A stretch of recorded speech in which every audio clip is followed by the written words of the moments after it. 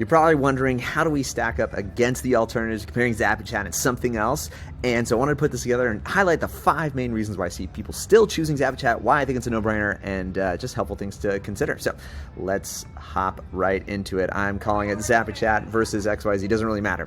First thing is the options. You've got 3 big ones. High level, they've got their native thing with conversational AI, ZappyChat, which we'll get into, and then the others. If you've done any bit of looking into researching, you will quickly find this is where people stand.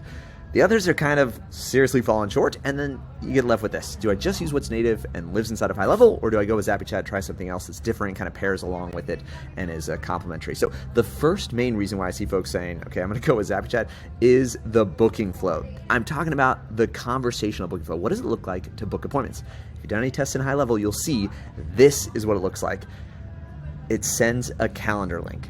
This is reminiscent of activities you get by just an automation and a workflow. It's not that impressive. It definitely doesn't fit the bill for conversational appointment booking, and it tends to actually have a lower success rate because it's the same old automation of like, here's my calendar, good luck with it, come back when you can figure that out. ZappyChat on the other side actually does run a conversational flow. You see this is an actual conversation you might find if they ask for an appointment, or it can drive it based on so many circumstances where it offers times on the calendar.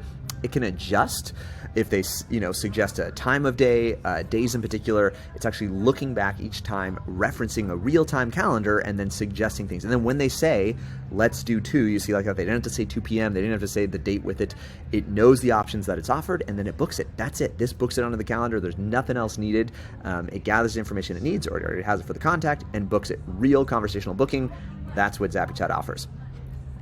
The second main reason is the idea of multiple bots. So with high level, you're limited to 1 bot.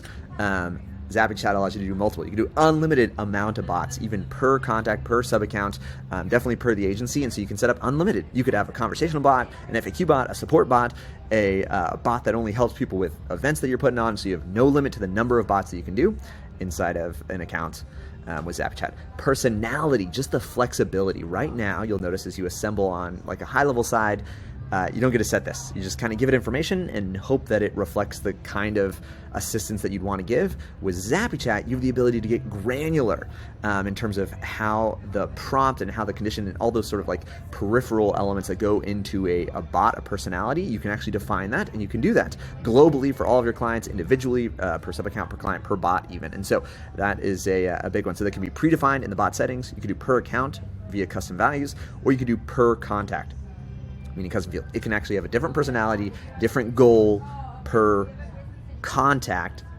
inside of an account. So a lot of granularity there, a lot more flexibility when it comes to what you can build out.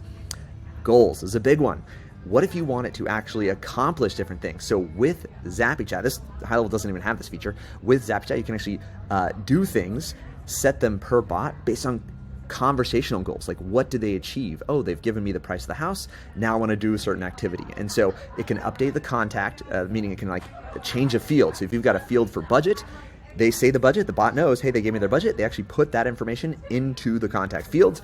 They can add tags, and they can actually fire webhooks. So you can connect with external things, right? Let's say, hey, they've told me they're interested, send them a postcard. You can do things outside of any system here, and so you've got the flexibility to run goals with your bot in terms of what you can achieve for results there. The last one here, it's a biggie, is the cost. Right, the cost. How does it stack up? And so you got 2 main things here. High level charges a flat rate. You can't see it actually. This is straight off of their help docs right here. 5 cents per message. 5 cents per message. ZappyChat runs on OpenAI, meaning you own this cost, or you can actually pass it off to your client. But I'm going to do a quick little math exercise. And so you can see there's the pricing right on there. 3.5 Turbo, which is the one we recommend for folks. It's the one that like OpenAI is touting is faster and also most cost efficient there. It do a little bit of quick math. It says it's 0.0015 per 1,000 tokens, and say 1,000 tokens is 750 words. Roughly, that's the cost structure that OpenAI runs there. An average SMS, you can just Google this. It actually says around 10 to 20 words, but I'm gonna round up and say it's 25 words. Average conversation back and forth. Like if you look back to this real conversation that might be part of the flow, you can see like we're not even using, sometimes it's using 3 or 4 words, this confirmation message here.